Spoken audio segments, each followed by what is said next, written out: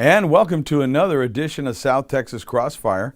This is Attorney Joe Flores reminding you to join us each and every week right here on KTMB with the Lopez family. Special thanks to Don Humberto Lozano Lopez and my good friend Carlos Lopez. With us is our great friend and supporter, State Representative Todd Hunter. Now, those of you who don't know Todd Hunter is in charge of calendars. It's a very important position.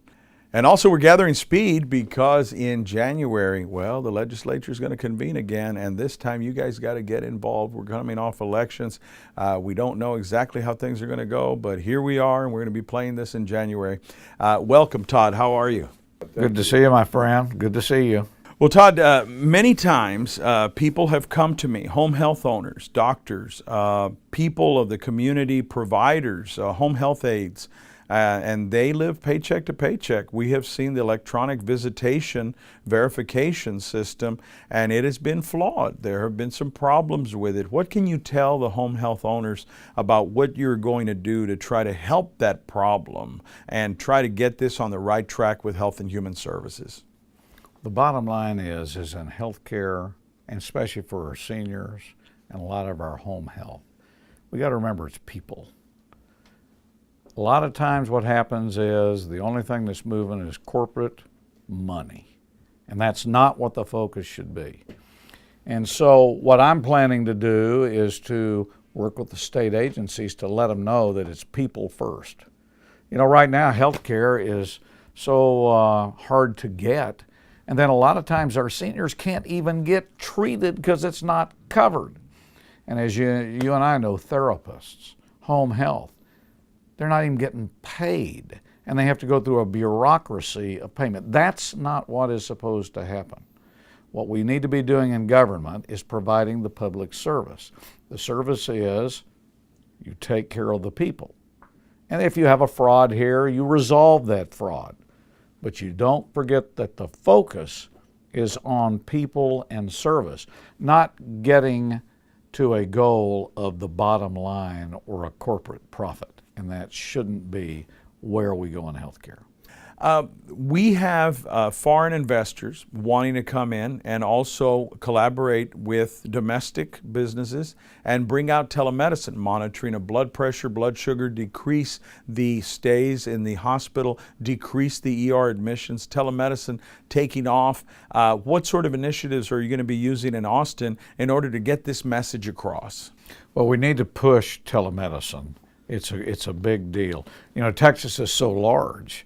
There's a lot of areas that our seniors and our folks don't have access. And so the best thing about telemedicine is to make sure that we can set up a good system that reaches folks that may not have a doctor down the street or a hospice close by or some sort of healthcare facility close by. I think what we do in the legislature when we start, and we start in January, is what we try to do is expand on telemedicine and education. And we'll have to start on the House with the Public Health Committee as well as the Appropriations Committee. But what we need to do is explain how the expansion of telemedicine can actually help the health of our Texans. You bring up a good point. You know, there is the healthcare model, and what can you do to better help healthcare and the underserved in South Texas, especially using models such as telemedicine and other equipment? In South Texas, absolutely. You know, the great thing about South Texas, the doctors and the nurses and the nurse practitioners work pretty well together. I think that's because it's the nature of South Texas. There are certain other areas of the state, little metropolitan areas, my favorite windstorm areas, they have a little bit more attention. But I will say it looks like I've seen a lot more cooperation, a lot more working together between the different groups. But we got to keep that moving. But I will say South Texas, I think, is a good example. And what I always try to do is make sure our region isn't pushed in a direction by another area of the state because they may have a different set of priorities. But I do see a much better playing field, and I've been seeing a lot more cooperation. I've had foreign investors coming in from Brazil, people like Miguel Cuadros, president of Quadratex, and others from Brazil, other friends of mine from Latin America. We also have the great trading partner of Mexico. What initiatives are going on right now that are going to make this port more marketable? And what initiatives are going on to attract more business, especially from the Brazilians? Well, number one, Cuba has opened up now. Panama Canal will be opening up. You've already seen the cruise lines going into Cuba. Corpus Christi Port is being, discovered. We're closer to the area. We're pushing the cruise ship industry, and we had over 400 people at our hearing.